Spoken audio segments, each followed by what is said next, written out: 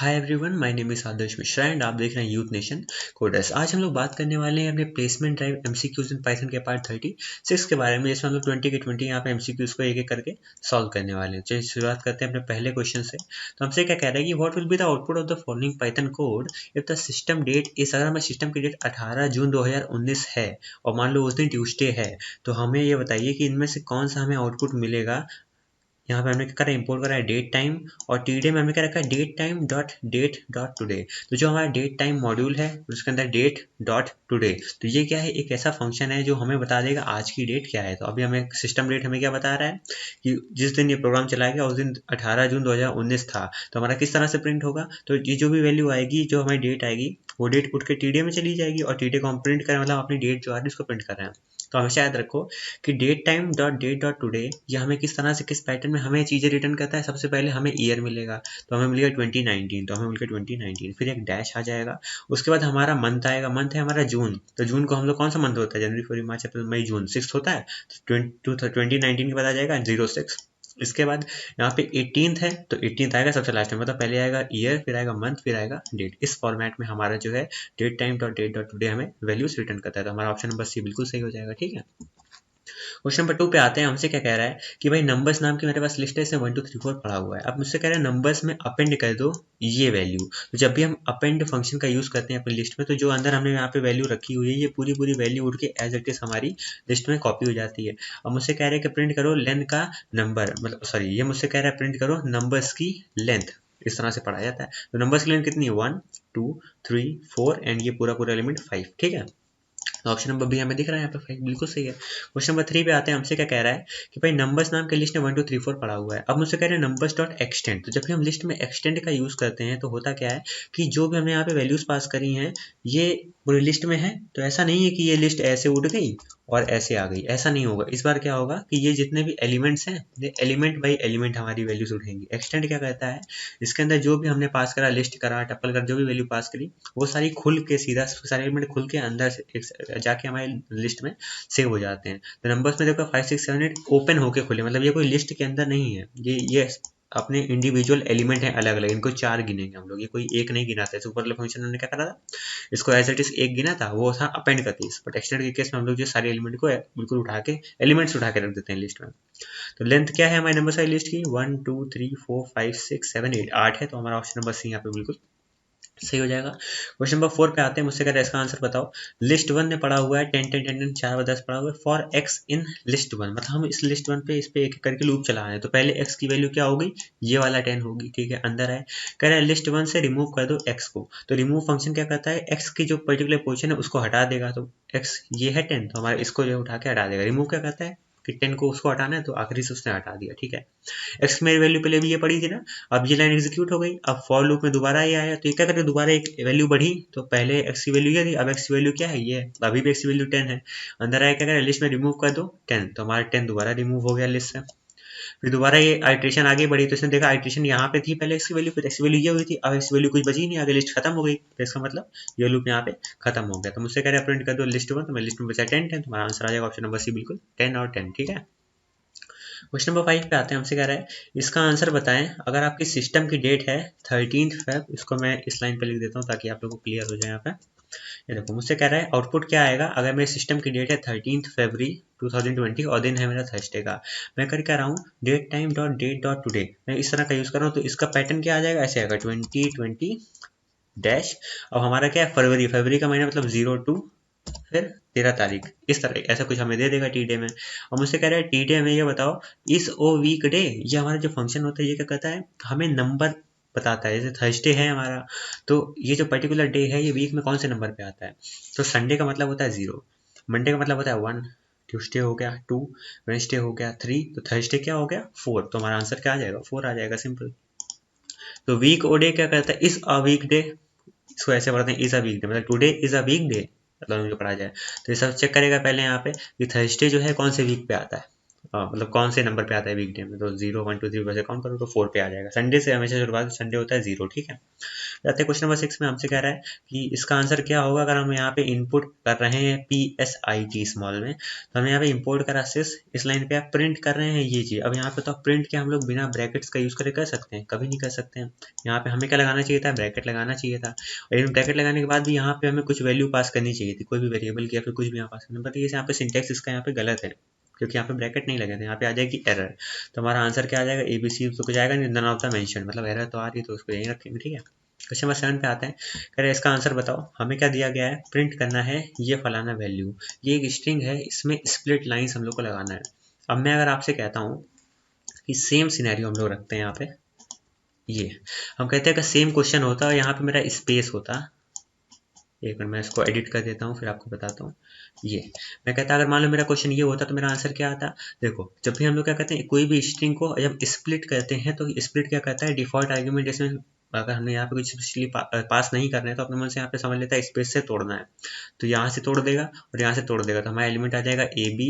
कैसा आ जाएगा? AB अलग हो जाएगा, CD हमारा अलग हो जाएगा और EF हमारा अलग हो जाएगा, और ये उठ के हमारी लिस्ट में आ जाएगा, ठीक है। तो लॉजिकली ये सब चीज़ें खत्म, तो हमारी ये लिस्ट इस तरह से हमारी प्रिंट हो जाएगी।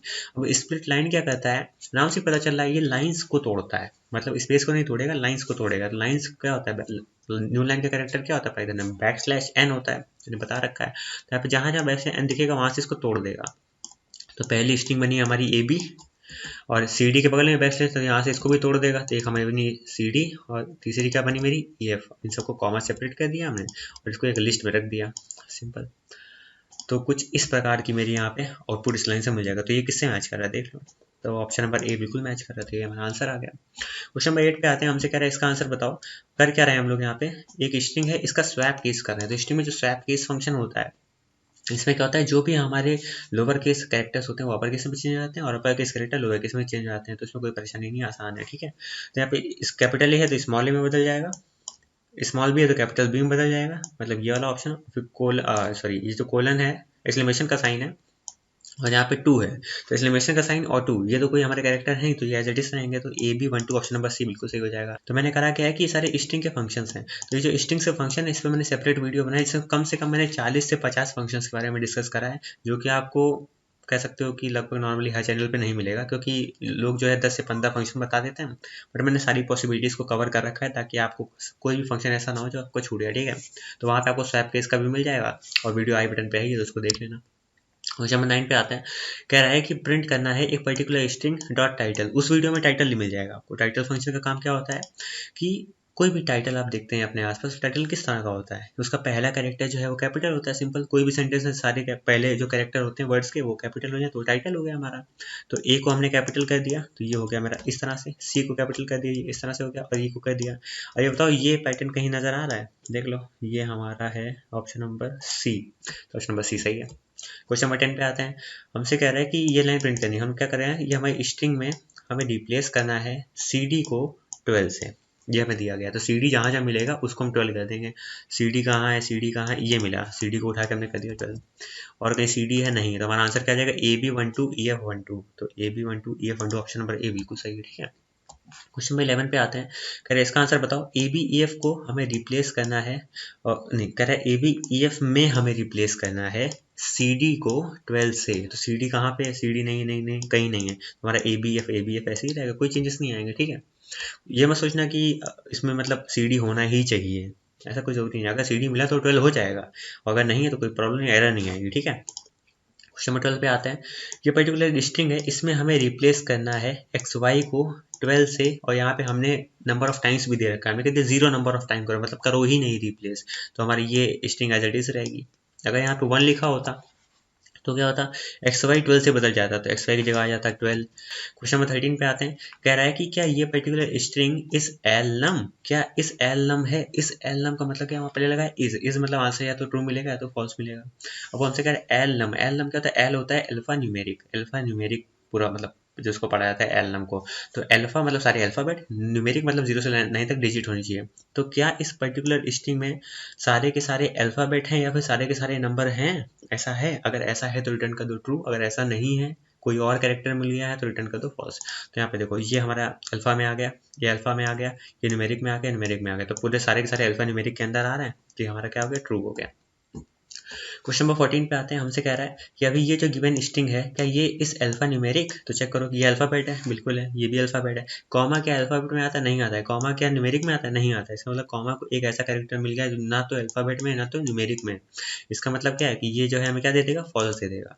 इस एल नाम हमें तभी ट्रू देता है जब सारे के सारे कैरेक्टर या तो अल्फाबेट हो या तो नंबर हो, समझ लो। क्वेश्चन नंबर 15 पे आते हैं। हमसे कह रहे हैं हमें कन्वर्ट करना है एक डेट को स्ट्रिंग फॉर्मेट में, और कह रहा है डेट फॉर्मेट से स्ट्रिंग फॉर्मेट में कन्वर्ट करना है। हम कौन सा फंक्शन यूज करेंगे, इसके लिए strp टाइम नाम का हमारा फंक्शन होता है। क्वेश्चन नंबर 16 पे आते हैं। कह रहे हैं import date time, date time dot date time. अब यहाँ पे ये डेट टाइम क्या है, ये मॉड्यूल नेम है, और ये डेट टाइम इसके अंदर एक फंक्शन का नाम है। तो ये क्या हो गया, 2018 2 और 1 हमने इस तरह से पास कर, मतलब ये ईयर है हमारा, ये मंथ है, और ये क्या है हमारा डे है। तो 1 फरवरी 2018 का हमने डेट पास कर दिया, उसको एक्स में आके स्टोर कर दिया। चलो यहाँ पे देखते हैं strf टाइम क्या होता है। इसमें यहाँ पे परसेंटेज बी लगा हुआ है। परसेंटेज बी का मतलब होता है, देखो यहाँ पे परसेंटेज कैपिटल बी लिखा हुआ है, इसका मतलब जहां भी बी लिखा होता है उसका मतलब वो मंथ से रिलेट कर रहा है। तो मंथ से रिलेट कर रहा है, वो क्या कह रहा है, कैपिटल बी। कैपिटल बी का मतलब जो मंथ का नाम होगा वो टाइटल केस में होगा, मतलब उसका पहला कैरेक्टर कैपिटल होगा। यहीं पे अगर स्मॉल बी लिखा होता तो हमारा क्या हो जाता, स्मॉल लेटर्स में लोअर केस में होता, बट यहाँ कैपिटल बी लिखा हुआ है। तो यहाँ पे जो मंथ है कौन सा, सेकंड वाला, मतलब फरवरी। तो फरवरी जो है उसमें एफ जो है वो कैपिटल होगा, कि यहाँ पे बी कैपिटल है, तो मेरा एफ जो है कैपिटल है, बाकी सब स्मॉल में रहेगा। इस तरह नहीं आएगा फैब लिखने, पूरा ही पूरा नाम लिख के आता है, ठीक है। इवन अगर यहाँ पे अगर 1 लिखा होता तो मेरा आंसर क्या आ जाता, जनवरी आ जाता, समझ रहे हो। तो जैन ना आता, जनवरी पूरा आता। क्वेश्चन नंबर 17 पे आता है। कह रहा है ए नाम की मेरे पास एक डिक्शनरी है। कह रहा है एक डिक्शनरी में टू नाम की बनाओ, उसके सामने वैल्यू रख दो 1। तो मैंने टू नाम की बनाई, उसके सामने वैल्यू रख दी 1। मुझसे कह रहा है ए नाम की डिक्शनरी में 1 नाम की बनाओ और उसके सामने वैल्यू रख दो 2 3 4। तो मैंने क्या करा, 1 नाम की बनाई और उसके सामने वैल्यू रख दी 2 3 4। मुझसे कह रहा है प्रिंट करो ए का 1। ए का 1 का मतलब ए नाम की डिक्शनरी में 1 नाम की के सामने क्या वैल्यू पड़ी है। तो ए नाम की डिक्शनरी में 1 नाम की के सामने क्या वैल्यू पड़ी है, ये पड़ी। तो इस लाइन को रिप्लेस कर दिया इसने। अब इधर आओ, कह रहा है इस पर्टिकुलर लिस्ट में इसके फर्स्ट इंडेक्स पे क्या पड़ा है, तो ये रहा 0 इंडेक्स, ये रहा फर्स्ट इंडेक्स 3 पड़ा हुआ, तो मेरा आंसर क्या आ जाएगा, ऑप्शन नंबर बी आ जाएगा। क्वेश्चन नंबर 18 पे आते हैं। कह रहे हैं इसका आंसर बताओ। यहाँ पे डिक्शनरी कॉम्प्रिहेंशन हो रहा है, तो इसमें है क्या कि हम लोग एक लूप चला रहे हैं आई का इन रेंज 6, मतलब आई की जो वैल्यू है वो कहाँ से कहाँ तक वेरी करेगी। पहले आई की वैल्यू होगी 0, फिर होगी 1 2 3 4 5 तक, 6 है मतलब एक काम तक चलेगा। आई की डिफरेंट वैल्यूज पे हमारी डिक्शनरी में कुछ की वैल्यू पेयर ऐड होंगे। तो की वैल्यू पेयर किस प्रकार से होंगे, आई की वैल्यू हो जाएगी 0, ठीक है, एंड यहाँ पे उसकी वैल्यू क्या हो जाएगी, आई इंटू आई। तो 0 के केस में क्या हो जाएगा 0, और 0 हमारी की हो जाएगी, और उसकी वैल्यू क्या हो जाएगी 0 इंटू 0 मतलब 0, तो हमारा आ जाएगा 0 0। फिर हमारी आई की वैल्यू होगी 1, तो हमारा आंसर क्या है 1:1, तो 1:1 हो गया। फिर हमारा आएगा 2:4, क्योंकि 2 इंटू 2 4 होता है, 2:4, 3:9, 4:16, 5:25, ऑब्वियस बात है। तो ऑप्शन नंबर यहाँ पे एच बिल्कुल सही है, मतलब इसमें ई एफ जी एच नाम ऐसे करके ऑप्शन है। क्वेश्चन नंबर 19 पे आते हैं। कह रहा है which of the following statement dictionary के बारे में जो है यहाँ पे फॉल्स है, क्या गलत है। मोर देन 1 की कैन हैव सेम वैल्यू, क्या एक से ज्यादा की के सेम वैल्यू हो सकते हैं। अगर मैं यहाँ पे मार्क्स स्टोर करने की बात करूँ तो राम के मार्क्स है 25 आउट ऑफ 50। राम्स के मार्क्स कितने 25 है, एक ही वैल्यू पेयर मैंने डिक्शनरी में ऐड कर दिया। मैं कहता हूँ श्याम के मार्क्स 20 है, ठीक है। मैंने कहा रमन के मार्क्स भी 25 है, तो राम के मार्क्स भी 25, रमन के मार्क्स भी 25। तो यहाँ पे राम और रमन ये सब क्या है, ये सब हमारी कीज है। और वैल्यूज देखो यहाँ पे 25 सेम का हो गई, तो ये तो बात हो सकता है डिक्शनरी में वैल्यू सेम हो सकती है। तो वही बता रहा है क्या एक से ज़्यादा की क्या एक से ज़्यादा वैल्यू हो सकती है, मतलब सेम वैल्यू हो सकती है, तो बिल्कुल हो सकती है। यहाँ पे आते हैं ऑप्शन नंबर बी पे, कहता है वैल्यू जो होती है डिक्शनरी में क्या हम उनको एक्सेस कर सकते हैं डिक्शनरी का नाम और अंदर की पास करके। बिल्कुल ये वाला मेथड मैंने बताया हुआ डिक्शनरी वाली वीडियो में, करना देखा होता है बटन पे क्लिक करके देख लेना। वैल्यूज जो डिक्शनरी की होती हैं वो यूनिक होनी चाहिए, वैल्यूज नहीं यूनिक होनी चाहिए, की यूनिक होनी चाहिए, मतलब की रिपीट नहीं होनी चाहिए। जैसे कि मैंने बोल दिया कि राम जो है उसके मार्क्स आए 25, मैंने श्याम के मार्क्स आए 20, फिर मैंने बोल दिया राम के मार्क्स आ गए 30। तो यहाँ पे पहले आप बोले राम के मार्क्स 25, फिर आप बोले राम के मार्क्स 30 है, ये क्या बात हुई। तो वो बात अलग है कि लास्ट अपडेशन जो होता है, मतलब लास्ट की वैल्यू पेयर ही मान होगा, मतलब अगर कोई पूछेगा राम की क्या वैल्यू है तो हम लोग 30 ही बताएंगे, मगर कीज को हमेशा यूनिक होना चाहिए। तो यहाँ पे ऑप्शन नंबर सी जो है ये गड़बड़ है। ये देखते हैं हमसे कह रहा है वैल्यूज जो है डिक्शनरी में क्या मिक्सचर हो सकता है लेटर और नंबर का, बिल्कुल हो सकता है, अल्फा न्यूमेरिक फॉर्म में कोट्स के अंदर हो सकता है। ऑप्शन नंबर सी यहाँ पे क्या है फॉल्स है। क्वेश्चन नंबर 20 पे आते हैं। कह रहे हैं एक हमारे पास लिस्ट है, एक ये ऐसी लिस्ट है देखो। अब हम कह रहे हैं लिस्ट, इस लिस्ट में कोलन -1 लिख दें तो इसको हम कैसे सॉल्व करें, तो कोलन -1 मतलब यहाँ पे डिफॉल्ट वैल्यू 0 पड़ी होगी, तो 0 से लेके चलो, मतलब 0 इंडेक्स से उठाओ एलिमेंट्स को, कह रहे हैं -1 तक ले जाओ, -1 तक मतलब क्या, -1 मतलब यहाँ तक। अब यहाँ से जाना है, यहाँ तक ले जानी है वैल्यू, तो कैसे पहुंचेगा आप बताओ। पहले ये उठा, फिर ये उठा, फिर ये उठा, फिर ये उठा, और हर इंसान जानता है कि जहाँ तक जाना था उससे एक कम तक चलता है, तो मतलब ये चारों वैल्यूज उठ के हमारी लिस्ट में आ गई, तो हमारा आंसर आ गया यहाँ पे। इसको जो है एक बार मैं रन करके आपको दिखा देता हूँ, ताकि आपको यहाँ पे कोई इशू ना आए। जैसे एक मेरे पास लिस्ट है, ये रही, ठीक है। अब मैंने बोल दिया कि इस लिस्ट में मैंने कह दिया -1 इंडेक्स तक के जितने भी एलिमेंट सब उठा दो, तो देखो सिंपल 25 जो है मेरा, ये जो है क्या निगलेक्ट हो जाएगा। तो इसी तरह से हमारे 20 के 20 MCQs कवर होता है हमारे प्लेसमेंट टाइम MCQs पाइथन का पार्ट 36 में।